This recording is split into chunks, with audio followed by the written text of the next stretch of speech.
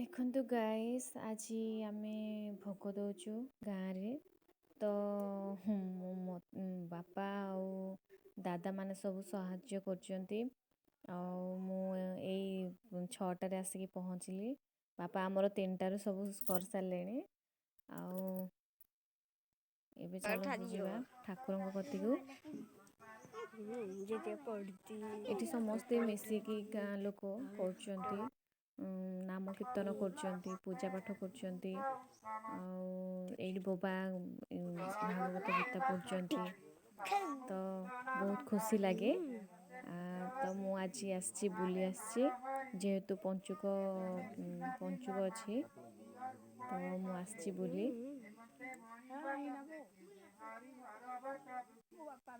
ଏବେ ସମସ୍ତେ ଭାଉଜ ଆଉ ଅପା ସମସ୍ତେ ଅଛନ୍ତି।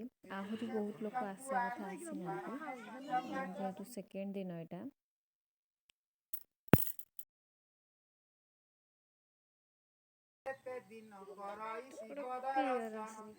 ସେ ଧର୍ମ ପ୍ରାପତ ନୁହଁ ଅନ୍ତେ ନରକେ ପଡେ ଯାଇ।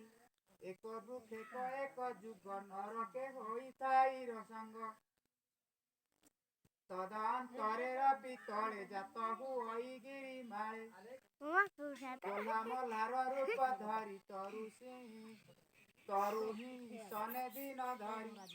କେବେ ହେ ନ କରିବ ସୁଖ ପୁଣି ନରକେ ପାଇ ଦୁଃଖ। ଏ ଗୋଟି ଅଚ୍ୟୁତ ହୋଇ ଏକତା ସାଧୁ ଜନେ ବୃକ୍ଷ ଆରାଧନା।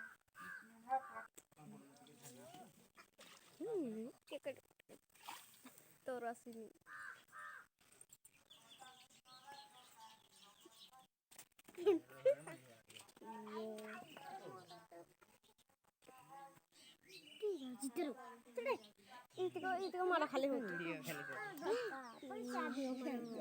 ରହ ମୁଁ ପଇସା ଧରିନି ମୋବାଇଲ ଦୋକାନ କିଏ ଖୋଲି ଯାଇଦବ।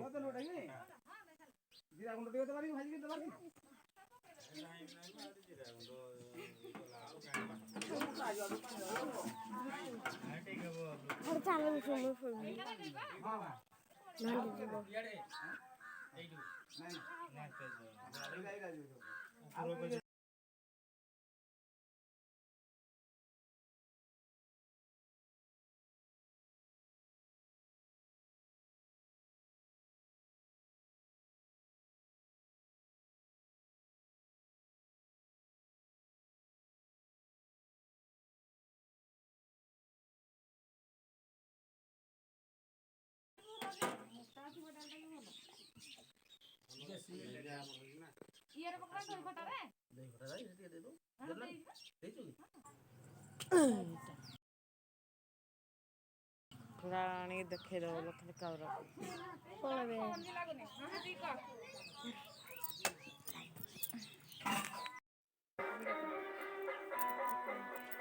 ଅଜା ଆମର ଏଇଠି ପୂଜା କରୁଛନ୍ତି। ତାଙ୍କୁ ଆମର ଦାଦା ହେବେ ଅଜା ଆଜ୍ଞା। ତ ସେଠି ପୂଜା କରୁଛନ୍ତି। ମୁଁ ବି ଭୋଗ ଲଗେଇବା ପାଇଁ ଆସିଥିଲି। ଏବେ ବସିଛି, ଏବେ ମୋର ଭୋଗ ଲଗାଯିବ।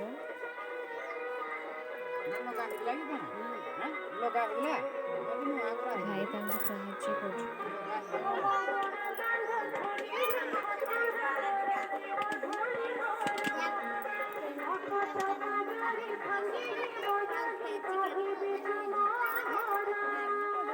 ବହୁତ ଖୁସି ଲାଗେ ଯେତେବେଳେ ସମସ୍ତେ ମିଶିକି ଠାକୁରଙ୍କ ଭୋଗ ଦେଖନ୍ତୁ, ଛୋଟ ଛୋଟ ପିଲାମାନେ ସବୁ ଅଛନ୍ତି, ବହୁତ ମସ୍ତି କରୁଛନ୍ତି।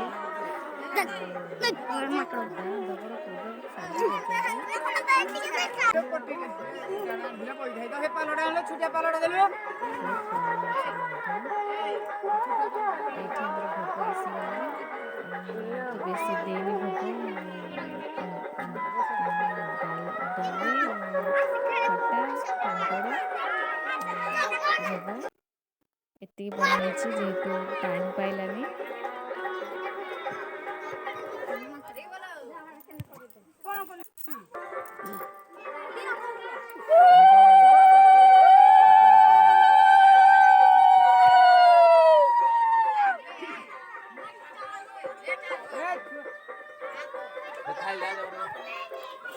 ଧୋଇକି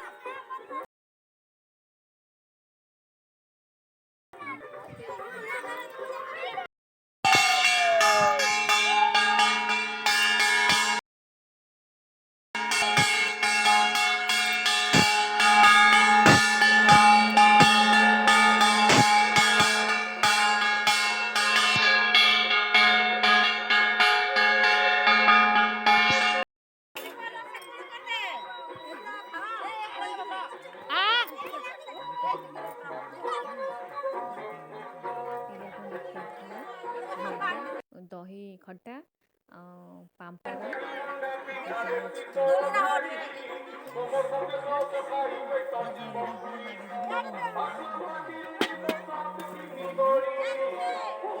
ଦହି